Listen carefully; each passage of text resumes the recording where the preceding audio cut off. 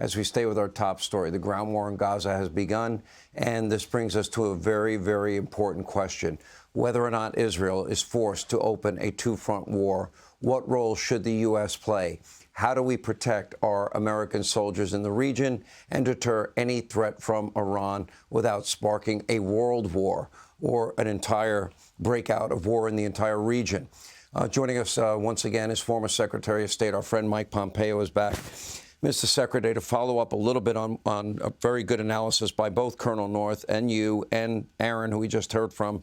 So with this ground war beginning, certainly the net result that Israel is going to need out of this is that neither Gaza nor Lebanon can remain launching pads for rockets being fired into Israel. The second very important goal has to be the tunnels, which we spoke of earlier, the network of tunnels.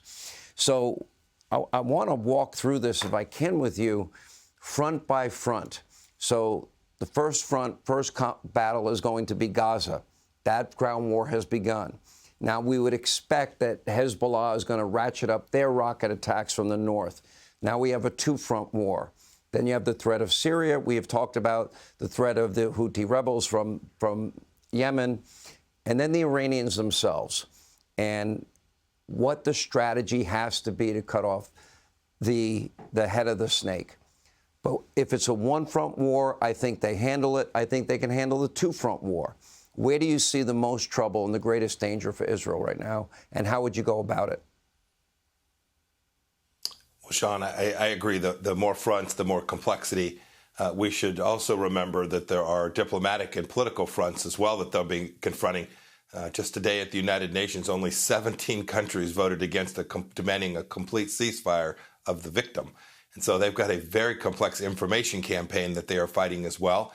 And now they're going to be fighting the Biden administration that has demanded a humanitarian pause. We all know that's silly, right? $100 million going there is going to be $100 million worth of more fuel, $100 million worth of tunnel reinforcements, $100 million more munitions. That's what the Hamas terrorists will actually use that money for. So they've got that information warfare front as well. The United States can play the central role at preventing these other fronts from opening. So I think you may have even neglected another front, Judea and Samaria, the West Bank. America can have a role in keeping containment in the West Bank. It can certainly do good work, making clear to the regime in Iran that there'll be real costs imposed on them. Colonel North did a fine job of talking about some of them. For example, today, Sean, 4 million barrels of crude oil were sold by the Iranians, just as we sat here today while they're holding Americans hostage and their foreign minister was in New York. We can do simple things, things that are non-kinetic, that can impose real cost on the Iranian leadership, convincing them that they need to restrain these proxy forces. A second, when they come after Americans, you can't just fire back at munitions. When they attack American soldiers and we fire at ammunition depots, that validates, that seconds the Iranian understanding of the weakness that the Iranian leadership saw in Afghanistan, that they have seen when the Chinese spy balloon flew over our country. We have to get America back on its front foot in a way that actually will convince the Iranians that opening up these other fronts would be a detriment to them, not to their proxies, not to the folks in Iraq or in Yemen, but to them. If we get that right, Sean, we can deter more fronts than the Israelis can handle, and then we just need to give the Israelis all the space to make decisions for themselves, to do the necessary, which is to ensure that something like what happened on October 7th never is possible of happening again to them. No, I can't say it any better. It is sad to see, the fact that all of this money, international aid money, American taxpayer dollars, have been spent to help build infrastructure, schools, hospitals, and all of that money wasted on a network of tunnels and a terror network for one purpose, and that is the stated goal in Hamas's charter, which is the elimination of Israel with the help, support, the scheming, military plotting, planning of Iran. Specifically, what should the world's reaction to Iran be? Let me go back. As Secretary of State during the Trump administration, you guys accomplished something I never thought I'd see in my lifetime. You created an alliance between the United States and Israel and Egypt and Jordan and Saudi Arabia and the Emirates. And you stood together. We had intelligence sharing at levels we'd never had before. mostly a private relationship, but I was very aware of it. When I'd interview you, you'd give me a little smile, which kind of let me know that I was on the right path, and I was trying to put pieces from sources together.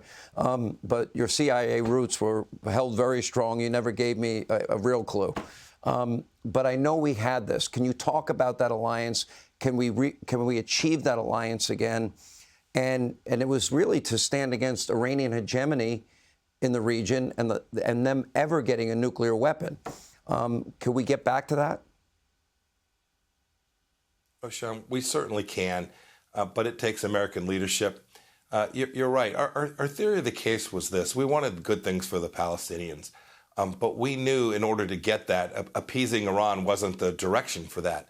In the same way, demanding that Israel stand down is not good for the people who are living in Gaza either. We understood that Iran was a threat not only to Israel, the little Satan, and to the United States, the great Satan, but a threat to people living in the Kingdom of Saudi Arabia, people living in Bahrain, people living in the Emirates. And we isolated Iran. We literally, for the first time, had Iran on an island, stuck, trying to figure out how it is they're going to get back from the pressure that had been put on them.